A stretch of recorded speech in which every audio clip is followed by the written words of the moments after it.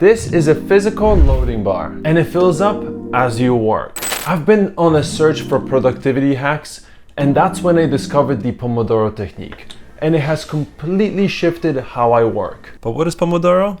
I'll explain that in just a minute. You could buy a Pomodoro timer, but what if I told you you could make one for less than $10 in parts? I will also explain the engineering behind this project. And I'm gonna show you how you can make one. And the best part, I made this completely open sourced. Okay, but what is Pomodoro? In short, it is a method to achieve more without burning out. Here's how it works. You work in small blocks instead of one long session. You pick the task you want to accomplish and then work on that for 25 minutes non-stop. That's the only thing you focus on. No checking your phone, no switching tabs.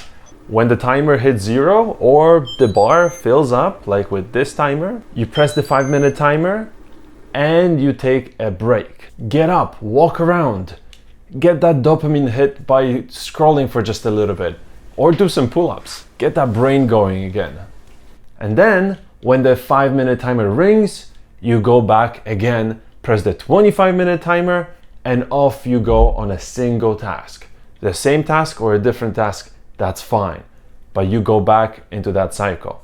This way, your brain is actually tricked. What happens is basically you give yourself a 25-minute window to accomplish a task. And when you do, you feel satisfaction. It actually feels really good. So why did I actually decide to make one of these instead of buying? Well, the main reason is because most of the Pomodoro timers out there have a countdown timer. And that just stresses me out. When I see that time ticking away, I keep glancing. How long do I have left? I don't like that. That gives me anxiety, and I want to be able to focus every single minute of that time without worrying about how much time is left. You may ask, why don't I just simply use my phone for the timer? Well, I'm glad you asked. Because when I tried to do that, I kept getting distracted. Notifications, YouTube, Instagram, all of the above. They are designed to keep you hooked and keep you in. And the second reason why I actually made this device is probably the pettiest, but hey, I love engineering and I like to make my own tools. Plus, I didn't find anything out there that was of this design, so why not? And this way I get to make this video and share this with you, and you can actually make this yourself because hey, I'm open sourcing the entire thing. Now yes, you're going to need a few tools such as a 3D printer and a reflow station. But trust me, these tools are an investment into yourself, into your skill set, into your environment, into your engineering skills. Let me show you how the focus bar actually works. It's pretty cool. We have 10 addressable LEDs in the front. That serves as the loading bar mechanism, or rather the loading bar animation. Each LED starts off dim and gets brighter with time. So that way, when it is diffused, it actually looks like a smooth loading bar. It's really, really cool. And once we get to the end of time, well, there is a nice, gentle, glowing pulse instead of a buzzer that goes off for 1 minute. And then, if you do not clear that, if you do not press any of the buttons and acknowledge that basically light pulse, that's when the piezo turns on and starts the sound. There's a chime, it's not distracting, it's not loud. It is actually quite a nice little ding dong chime. And since we're talking about buttons, up top we have 5 different buttons for different time settings. I assigned them to 5 minutes, 10 minutes, 25 minutes, 45 minutes, and an hour. Different people like different lengths of sessions, so that's what I figured this should be by default. But again, you could change that with 1 line of code. And we will hack this in just a little bit. I'll show you some cool things you could do. Oh, and one more thing. I've used an ESP32H2 in this design. I did that so it's easy for anyone to simply plug in a USB cable here on the side, and modify the firmware. Flash it with whatever you want. Okay, The enclosure is actually probably the trickiest out of all things on this design. Thankfully, I managed to design it so it's all printable on FDM printers. The whole thing consists of the front plate, the back enclosure, the stand, and the 5 buttons. And I designed it so there's no supports necessary at all to print this whole thing. Now, the only thing to mention is that the front plate needs to be printed with white PLA. I love the white matte PLA specifically. It just looks gorgeous. You basically don't see any of the print lines. It looks like an injection molding piece. It's beautiful. Plus, with a thin layer in the middle, it is translucent, which is absolutely great. And by the way, thank you to Prusa. They've sent me another one of their core ones.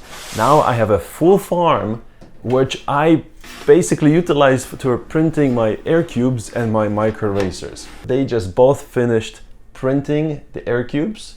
This one is printing the tops. That one's printing the bottoms right now in gray. That one is printing the tops in white. So thank you to Prusa. They did not ask me to even put this in a video, which is kind of crazy. They basically said, hey, do you want another one of the Core Plus? Because we think you could utilize it. And I said, yeah, I would love it.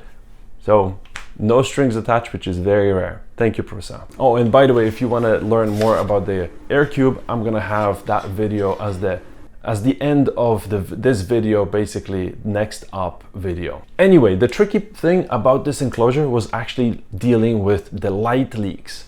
So in the first designs, I did not include any sort of protection for where the LEDs are. And the light was leaking everywhere. It actually looked pretty bad. It was coming out of the holes where the buttons are, the seams. It was going through the thicker, even plastic parts, the white plastic parts. It just did not look good at all.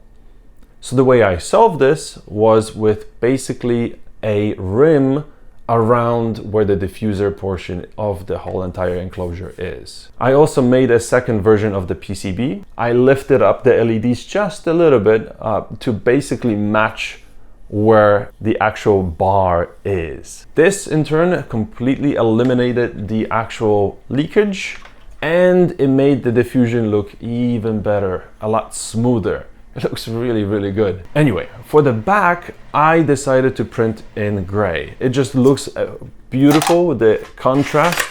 Now, is it necessary? No, you could print with whatever color you want, even white. It actually works quite great. Once I added that wall around the LEDs, that light leakage is no longer a problem. And the best part, the whole entire device comes together with just 6 M2 self-tapping screws. Very easy to assemble. So how can you make one? Well, let's dive in. Everything that you need to make one of these is up on GitHub. Let me show you. I've included the Gerber release files package that you can upload to your favorite PCB fab house. You can make the fab house also assemble the PCBs. There's the positioning files and the BOM. But I find the PCB assembly, the DIY PCB assembly, to be just therapeutical. And actually, to be honest, my opinion, it's a skill worth having, especially if you're going to be doing embedded systems projects at all. And if you're gonna do it DIY, it probably will actually end up being cheaper. You will have to buy all of the components from the BOM, then buy the PCBs from the actual fab house. And when you buy the actual PCBs, make sure to get a stencil for them as well. There are third-party services, and most of the fab houses actually have an option to simply buy it from them. Stencils make SMT assembly so much easier. Then once you have all your parts, all you have to do is go through all the components, they're not that many, and one by one place them with tweezers onto the PCB. Now, I do cheat a little bit because I have a pick and place here in my lab, but a board this size will take you about 30 minutes, maybe to an hour maximum to assemble by hand. Once you have all your components on the board, then all you have to do is reflow it with either a hot air station or a hot plate. So pop it in, reflow it, and that board is now basically complete and ready for programming. By the way, I'm building a school community. It's a community of hackers, thinkers, and makers just like yourself. And I'm currently working on a challenge, a 7-day course that will take you from an idea to a finished project that we will be doing together.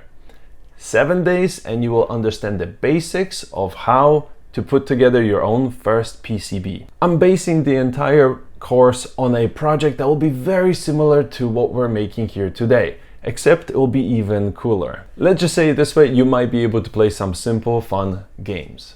Join now and I will see you inside. Now, let's get back to the PCB bring up. This is the fun part.